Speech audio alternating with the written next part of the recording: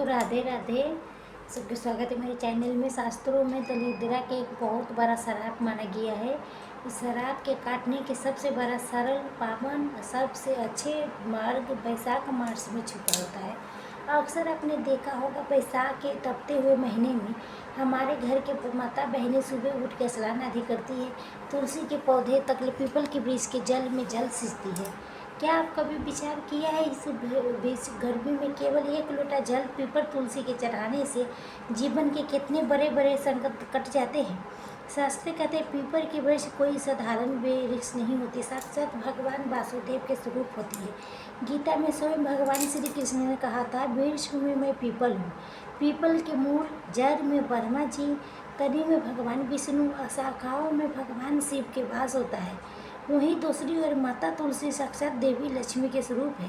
वैशाख मास के पतन गर्मी में जब भगवान विष्णु माता लक्ष्मी के ताप सताता है तो जो भक्त उसके स्वरूप पीपल तुलसी के शीतल जल से सींचता है, भगवान उसके साथ पीढ़ियों के दलिद्रा के जड़ से उखाड़ फेंकते हैं।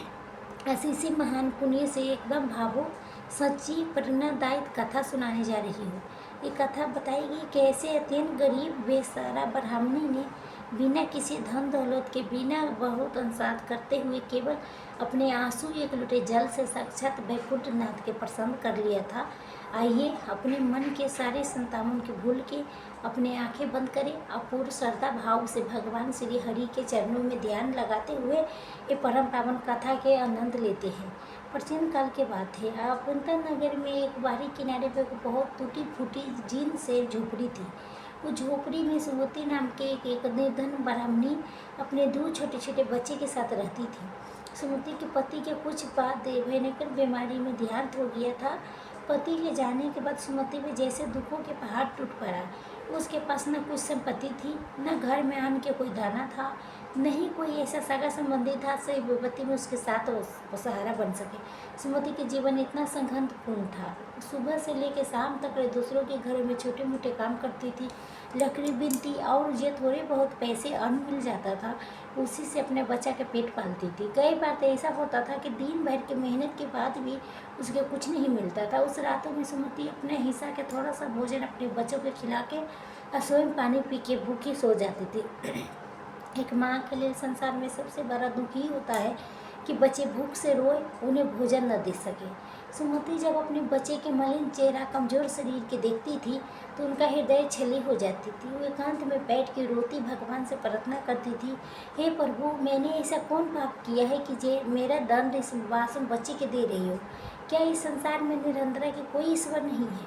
सुमति इतनी धर्म पारायण थी, इतना घोर दलिद्रा में भी कभी अपना धर्म नहीं छोड़ा, कभी किसी के सामने हाथ नहीं फैलाया, नहीं किसी कोई गलत मार्ग अपनाया। जानती थी उसके दुख की केवल एक ही शक्ति दूर कर सकती है, वो है भगवान नारायण की कृपा। उसके ये समझ में नहीं आता था कि भगवान के कैसे प्रसन्न कर सके। भगवान की पूजा के लिए तो फल फूल मिष्ठान धूप दीप चाहिए, उसके बाद तो अपने बच्चे के लिए खिलाने के लिए कुछ भी नहीं था। समय बीतता गई, देखते देखते चैत्र के महीना समाप्त हो गया। परम पावन वैशाख मास के अंत शुरू हो गया। सूर्य देव इतना प्रचंड रूप में तपने लगी, धरती आग उगलने लगी, नदियाँ तालाबों सूखने लगी। इस भीषण गर्मी में सुमति के कष्ट और बढ़ गया था। एक दिन उसी नगरी में एक अत्यंत पहुँचे हुए ज्ञानी सिद्ध संत पहधारे नदी के किनारे बत वृक्ष के बैठ के लोगों के उपदेश दे रहे थे। जब सुमति ने उस संत के बारे में सुना तो उसके मन में एक आशा जगी। वो दौड़ते हुए संत के पास पहुंची, उसका चरणों में जाके सुमति फूट फूट के रोने लगी। सुमति ने रोते हुए कहा, हे महात्मा, मैं अति अभागी निर्धन स्त्री हूँ। मेरे बच्चे भूख से बिलखते हैं, लेकिन मेरे पास न कुछ दान करने के लिए धन है, नहीं यह करने के लिए सामग्री है, नहीं भगवान को भोग लगाने के लिए अन्न है। कृपा मुझ पर ऐसी मार्ग बताइए कि कोई ऐसा उपाय बताइए कि जैसे मुझ जैसे गरीबों की बेसहारा स्त्री भी कर सके, मेरे बच्चों के दारुण पीड़ा समाप्त हो जाए।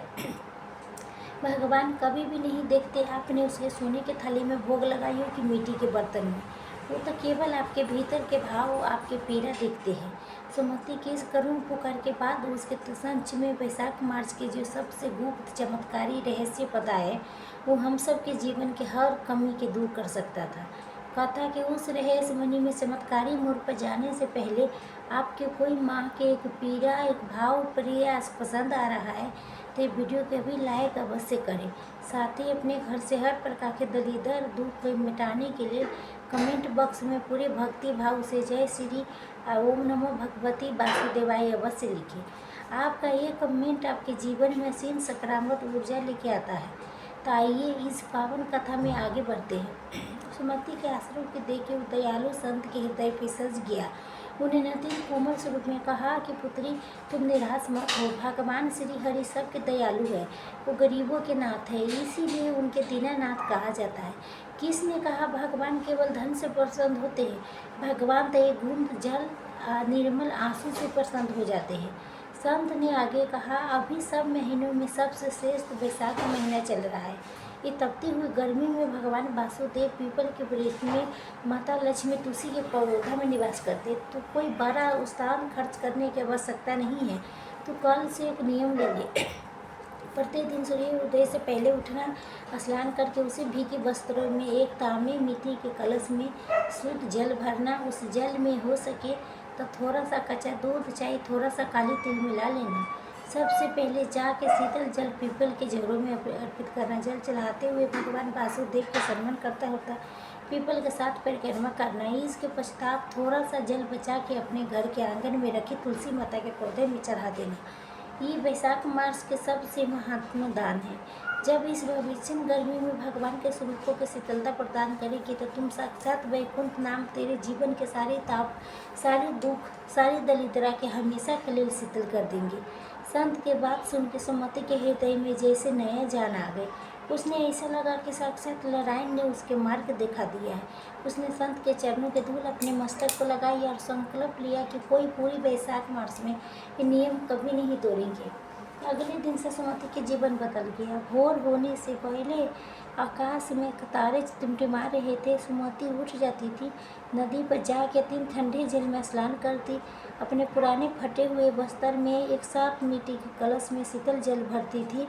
नंगे पैर चलते हुए नगर के उस पुराने पीपल के वृक्ष के पास पहुंचती थी। पीपल के पास इतनी श्रद्धा सिर झुकाती। उसके पास भगवान के चढ़ाने के लिए फूल चंदन तो नहीं था, लेकिन उसके आंखों में आंसू की कोई कमी नहीं थी। रोते हुए भगवान श्री हरि के नाम लेते हुए शीतल जल पीपल के जड़ों में अर्पित करती थी। उसके आंसू के बूंदे भी उस जल के साथ पीपल के जड़ों में समा जाती थी। मन ही मन प्रार्थना करती थी कि हे वासुदेव, हे दीनानाथ, मैं इतनी दरिद्र गरीबी हूँ, मेरा अर्पण करने के लिए कुछ भी नहीं है मेरे पास, बस ये जल है, मेरे बच्चे के दुख है। आप अंतरामी हैं। कुछ मेरे से बेसहारा पर जल चढ़ाने के बाद पीपल के वृक्ष में सात परिक्रमा करते थे। घर आके श्रद्धा से अपने छोटी सी तुलसी माँ के पौधे में जल सींचती थी। दिन बीतते गए। सुमति के दिन में कोई बदलावियाँ नहीं आया। आनी आए, चाहे तूफान आए, चाहे बारिश आए, चाहे बैसाख के कितनों तेज यूनिट चल रही, उस एक नियम के लिए भी नहीं टूटा। उसके वैशाख मास की अंतिम पूर्णिमा की रात थी। सुमति अपने बच्चों के सुला के स्वयं भी फटी हुई चटाई पर सो रही थी। उस रात सुमति ने एक अत्यंत अद्भुत दिव्य सपने देखा। उसने देखा कि उसके टूटे फूटे झोपड़ी में चारों ओर अत्यंत दिव्य अलौकिक प्रकाश फैल गया है। उस प्रकाश के बीच साक्षात भगवान श्री हरि विष्णु और माता लक्ष्मी प्रकट हुई है। भगवान के मुख पर एकदम मधुर मुस्कान थी। भगवान ने सुमति से कहा, हे पुत्री, उठो, तुमने इस भीषण गर्मी में मेरे पीपल तुलसी स्वरूप को जो शीतल जल अर्पित किए हैं, उससे मेरे हृदय इतनी शीतलता प्राप्त हुआ है। तुम्हारे न्यास देकर कमर भगत ने मुझे जीत लिया है। तुम्हारे पास कुछ भी नहीं होते हुए जो अपना सर्व मुझे दिया है, मैं लक्ष्मी बहुत प्रसन्न हूँ। आज से तुम्हारा दरिद्र के अंत होता है। तुम्हारे घर में कभी भी अन्न धन की कमी नहीं होगी। इतना कह के भगवान माता लक्ष्मी अंतर ध्यान हो गए। सुमति की आँख खुल गई। उसका हृदय जोर जोर से धड़कने लगा। कोई साधारण सपना नहीं थी। अगले दिन से सुमति उठी। उसने जो दृश्य देखा उसमें अपने आँखों पर विश्वास नहीं हुआ। उसके टूटी हुई झोपड़ी एकदम सुंदर विशाल पक्के भवन में बदल चुकी थी। घर के अंदर अन्न के भंडारे भरे पड़े थे। एक सोने मुद्रा हुआ अर्थात सोने के सिक्के से भरा हुआ कलश रखा था। बच्चे के लिए सुंदर वस्त्र और भोजन रखा हुआ था। सुमति समझ गए थे कि उसके वैशाख मास के एक लोटे जल के चमत्कार है। वो फूट फूट के रोने लगी और उसने तुरंत बाहर जाके धरती के चूमा और भगवान श्री हरि के तंग प्रणाम किया और उसके बच्चे के भूख हमेशा के लिए मिट गए थे। सुमति जो कल तक ले दाने के लिए मुश्ताक थे, आज माता लक्ष्मी की कृपा से नगर की सबसे धनी सम्मानी स्त्री बन गई थी। परंतु धन आने के बाद भी सुमति के मन में कभी अहंकार नहीं आया। उसने जीवन भर पीपल तुलसी में जल सींचते कि अपना नियम कभी नहीं छोड़ा। वो अपने धन से अन्य गरीबों असहायों के सहाय करने लगा और अंत समय में उसे भगवान विष्णु के परम धाम वैकुंठ की प्राप्ति हुआ।